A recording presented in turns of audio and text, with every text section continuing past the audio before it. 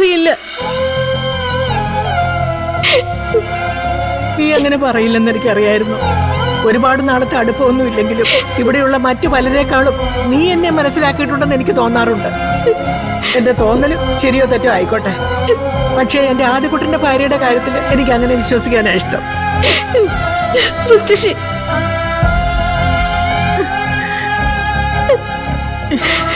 കരയല്ലേ? നീ കരയാതിരിക്കാൻ വേണ്ടിയല്ലേ മുത്തശ്ശി ഇത്രയും കഷ്ടപ്പെട്ടത്?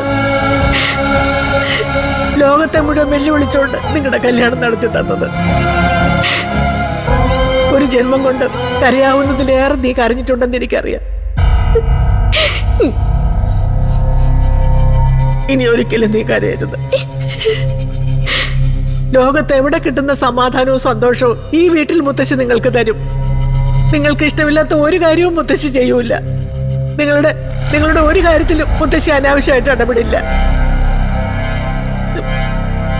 മോൾ അവനോട് പറയണം അവന്റെ തീരുമാനം ഉപേക്ഷിക്കാൻ. അവനെ നിന്നെയൊന്നും കാണാതെ മുത്തശ്ശിക്ക് ജീവിക്കാൻ പറ്റില്ല എന്ന്. ഞാൻ മരിക്കുന്നത് വരെയെങ്കിലും ഈ വീട് വിട്ട് എങ്ങോട്ടും പോകരുതെന്ന്.